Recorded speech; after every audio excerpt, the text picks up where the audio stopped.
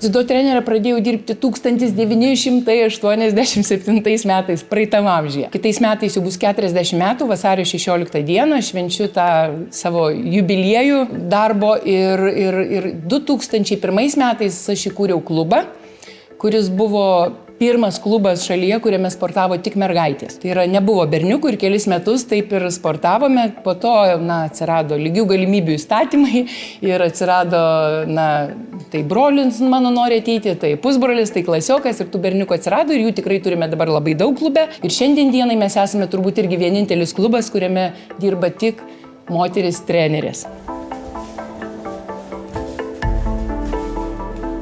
Dziudo sportas yra kontaktinis, taip dvikovinis sportas, visą laiką kontaktuoja vienas su kitu priešininkai ir žinoma, kad kovos daugiau vyksta viduje, nes save nugalėti yra daug sunkiau, negu nugalėti priešininką.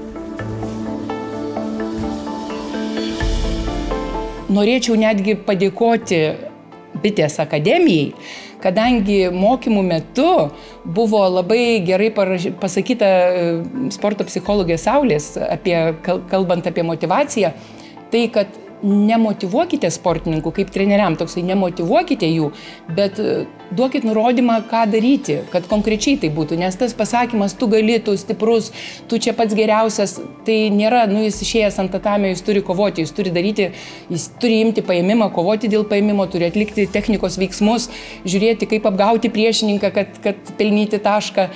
Tai ta motyvacija yra gerai, manifestuojam, motyvuojam vienas kitą, bet pagrindinis dalykas yra, planas, ką daryti. Bet tuose, kuriuose dalyvavau, tai tikrai visi be išimties buvo labai naudingi, tiek apie mitybą, apie papildus sportininkam. Taip pat aš išsinešiau tą frazę tokią, kad sportininkui leisti abejoti savo abejonėmis. Tos mintis tokios, kad gal man neišeis, gal aš nesugebėsiu, yra kiekvieno sportininko galvoje ir kad sportininkai leistų abejoti savo abejonėmis, o galvotų, kaip įvykdyti išnaudoti savo potencialą ir galimybės. Tai, ką išsinešėm ir ką galima pritaikyti, tai galbūt didžiausia dalis tai buvo būtent kinezioterapeutų paskaitos, kur tikrai turėjome galimybę susipažinti su įvairiais teipavimo būdais, kas mums yra dziudo sporte, tai yra kiekvienos treniruotės darbas ir tą taikom tikrai. Vienas iš tokių tikrai įsimintiniausių dziudo prieš socialinę atskirtį, tai tiesiog šitą projektą sugalvojome dėl to, kad Kauno miesto ir Kauno rajono visiems vaikams, kurie neturi galimybės sportuoti ir mokėti už sporto būrelius, galėtų nemokamai sportuoti dziudo ir 3 metus vykdėme šį projektą ir po šio projekto labai nemažai tų vaikų liko sportuoti toliau. Toks tikrai pavykęs, pasisekęs projektas. Čia, matote, yra 2 dziudo principai užrašyti japonų kalba. Jais faktiškai ir vadovaujamės, vienas iš jų yra gerovė kiekvienam, toks pagrindinis ir moto.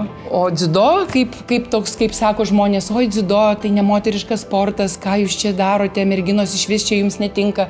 Tai dziudo išvertus į lietuvių kalbą yra švelnus būdas, reiškia taip, kad tikrai moteriškas sportas, bet didysis tas principas, kuris yra dziudo, nusako visą esmę, kad tai yra technikoje pagrindas ir tas technikos šlifavimas yra labai monotoniškas dalykas, tačiau tas principas dziudo pagrindinis yra išnaudojant kuo mažiau jėgos ir energijos pasiekti kuo didesnį rezultatą.